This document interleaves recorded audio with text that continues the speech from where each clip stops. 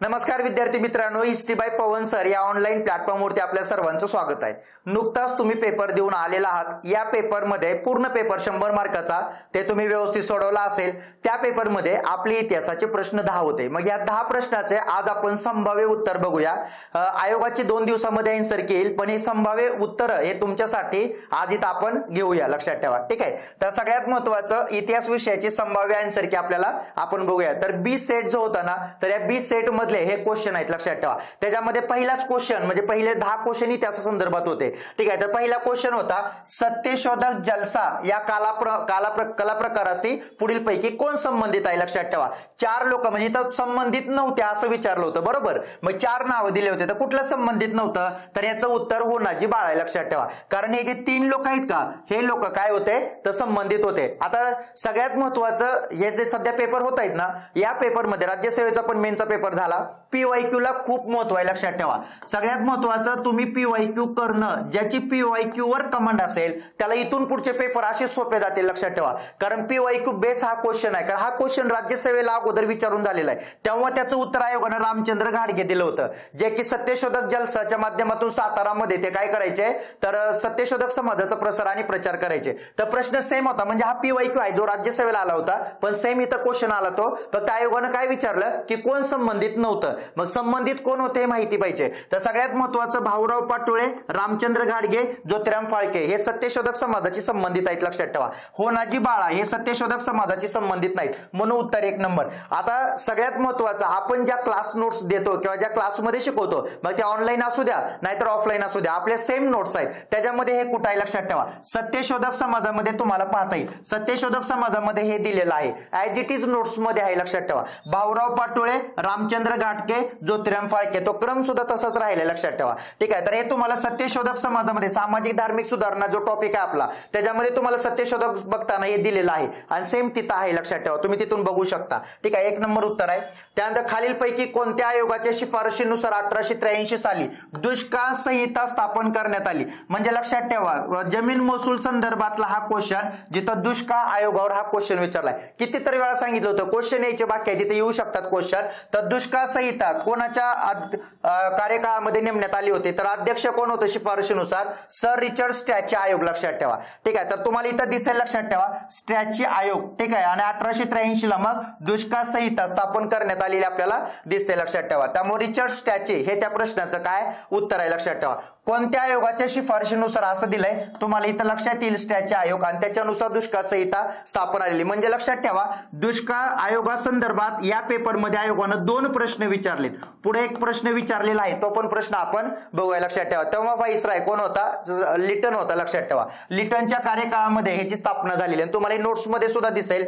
तर सगळ्यात महत्त्वाचं दुष्काळ संहिता तिथं तयार करण्यात आलेली आपल्याला दिसते, लक्षात ठेवा। तर तयार करण्यात आली होती असं विचारलंय, त्यामुळे रिचर्ड स्ट्रॅची आयोग हा महत्त्वाचा आहे, लक्षात ठेवा। त्यानंतर 1920 मध्ये स्थापन झालेल्या ऑल इंडिया काँग्रेसचे पहिले अध्यक्ष कोण होते, तर ऑल इंडिया काँग्रेसचे पहिले अध्यक्ष कोण होते, तर सगळ्यात महत्त्वाची तर तुम्हाला नोट्स मध्ये दिले, लक्षात ठेवा लाला लजपत राय हे त्याचे काय होते, अध्यक्ष होते, ठीक आहे। नोट्स मधला कामगार चळवळीमधला हा क्वेश्चन आहे, हा कामगार चळवळीमध्ये जातो आणि जेव्हा आपण आयटक बघतो तेव्हा पहिले अध्यक्ष आपल्याला तिथं भेटतात, लक्षात ठेवा। हा सुद्धा आयोगाचा विचारलेला काय पीवायक्यू आहे, लक्षात ठेवा। या आयोगाने अगोदर विचारून झालेला आहे, हे आपल्याला माहित असायला पाहिजे। हा सुद्धा क्वेश्चन काही नवीन नाही, हा राज्यसेवा मेन्सला आलेला क्वेश्चन आहे, लक्षात ठेवा।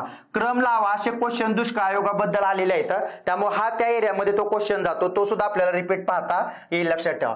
त्यानंतर जोड्या लावा न्यूजपेपर बद्दलचा क्वेश्चन आहे, लक्षात ठेवा, ठीक आहे। तर गुराकी, भाला, हरिकिशोर आणि देशसेवक। आता देशसेवक सगळ्यात महत्त्वाचं अच्युत कोलटकर, लक्षात ठेवा, पीवायक्यू आहे हा झालेला, विचारून झालेला आहे। त्यानंतर भाला नावाचं न्यूजपेपर सुद्धा आलं होतं बोपटकरांचं, ठीक आहे। त्यामुळे बोपटकर, भाला, देशसेवक, कोलटकर, तर हे 2 आपल्याला माहित आहेत, त्याच्यावरून उत्तर लागतं। गुराकी सुद्धा आपल्याला आपल्या नोट्स मध्ये दिसतं, लक्षात ठेवा। इथं तुम्हाला आपल्या नोट्स मध्ये भाला नावाचं दिलेलं आहे, बाकीचे पण इथं तुम्हाला न्यूजपेपर दिसते, लक्षात ठेवा। 3 नंबर हे त्या प्रश्नाचं काय उत्तर आहे, कारण गुराकीला लना जोशी, लक्षात ठेवा, भाला भास्कर बोपटकर, हरिकिशोर गिर आणि देशसेवक जे होतं ते कोणाचं होतं तर कोलटकरांचं होतं। 3 नंबर हे आपल्याला इथं उत्तर दिसून येतं, लक्षात ठेवा, ठीक आहे। त्यानंतर कंपनी सरकारने आपल्या सैनिकांसाठी उपलब्ध केलेल्या एनफिल्ड बंदुका हाताळण्याचं प्रशिक्षण कुठं दिलं? हा एरिया जातो 1857चा उठाव आणि 1857च्या उठावामध्ये तुम्हाला नोट्स मध्ये दिलेला आहे. इथं सुरुवातीलाच आहे बघा, प्रशिक्षण कुठं दिलं जायचं? अंबाला, डमडम, सियालकोट. अंबाला, डमडम, सियालकोट. सियालकोट आणि डमडम. कलकत्ता येत नाही, लक्षात ठेवा. एसीडी हे त्या प्रश्नाचं उत्तर आहे जे की तुम्हाला 3 नंबर ऑप्शन मध्ये दिसतं. ठीक आहे, हे सुद्धा तुम्हाला तिथं नोट्स मध्ये दिलेलं आहे, लक्षात ठेवा. आणि हा सुद्धा क्वेश्चन पाठीमागं आयोगाने विचारून झालेला आहे, प्रशिक्षण कुठं दिलं जायचं हे महत्वाचं आहे. ठीक आहे. त्यानंतर पंडित जवाहरलाल नेहरूंनी कोणत्या कायद्याचे वर्णन गुलामगिरीची नवी सनद असं केलंय? तर पंडित जवाहरलाल नेहरूंनी गुलामगिरीची सनद 1935च्या कायद्याचं वर्णन केलं होतं, लक्षात ठेवा. तर 1935चा कायदा हे त्या प्रश्नाचं काय उत्तर आहे? सारखं सांगत असतो 35च्या कायद्यावर टीका विचारतात, त्यामुळे टीका करून जावा. तर सगळ्यात महत्वाची टीका पंडित नेहरू बद्दल विचारलेली, म्हणजे लेक्चर मध्ये शिकवत असताना ज्या ज्या ठिकाणी सांगितलंय की इथं प्रश्न येऊ शकतो, इथं प्रश्न यायचा बाकी आहे, बरोबर तिथं क्वेश्चन आलेले आहेत. कारण त्याला आधार आहे पाठीमागच्या PYQचा, लक्षात ठेवा. त्यामुळे PYQ एकदम स्ट्रॉंग करून ठेवा इथून पुढच्या काळामध्ये, जे की परीक्षेला तुम्हाला खूप मदत करतील, लक्षात ठेवा. ठीक आहे. त्यानंतर स्टॅची आयोग कशाशी संबंधित होता? झाला का? दुसरा क्वेश्चन आला दुष्काळाबद्दल. आता स्टॅची आयोग कशाशी संबंधित आहे? दुष्काळाच्या उपाययोजनाच्या संदर्भात आहे, लक्षात ठेवा. 2 क्वेश्चन स्टॅची आयोगाबद्दल आहेत. ठीक आहे. त्यामुळे आणि सगळ्यात महत्त्वाची तर तुम्हाला दिलेला आहे स्टॅची आयोग. आपण बघतोय दुष्काळ आयोग, लक्षात ठेवा, त्याचा संबंध आपल्याला दिसतो. म्हणजे अशा पद्धतीचा हा क्वेश्चन होता.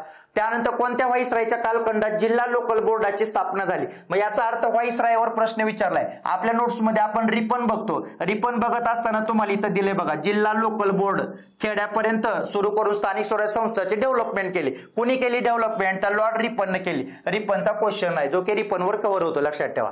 ठीक आहे. त्यानंतर खालील विधाने वाचून योग्य व्यक्ती ओळखा. आयोगाचा PYQ आहे, कारण आयोगाने हा क्वेश्चन विचारून झालेला आहे, लक्षात ठेवा. कोणता? सरोजिनी नायडू यांनी हिंदू मुस्लिम ऐक्याचं राजदूत म्हणून कोणाला म्हणलं किंवा कोणाची ओळख केली, लक्षात ठेवा. म्हणजे कोणाबद्दल स्टेटमेंट दिलं? आपण आपल्या होम रूल चळवळीमध्ये बघतो, लखनौ करार बघताना सरोजिनी नायडूचं सगळ्यात शेवटी वाक्य आहे, हिंदू मुस्लिम ऐक्याचे दूत म्हणजे जिना, लक्षात ठेवा. याचा अर्थ मोहम्मद अली जिना यांच्याबद्दलचं हे काय स्टेटमेंट आहे. ठीक आहे. मी प्रथम राष्ट्रवादी आहे, नंतरही राष्ट्रवादी आहे, शेवटी राष्ट्रवादी आहे, असं विधान कायदे मंडळामध्ये त्यांनी म्हणलेलं होतं. त्यामुळे मोहम्मद जिना यांच्याबद्दल. पण सगळ्यात महत्वाचं 3 नंबर जरी उत्तर असलं तरी हा क्वेश्चन आयोगाचा PYQ आहे, जो PYQ मधून कव्हर होतो, लक्षात ठेवा.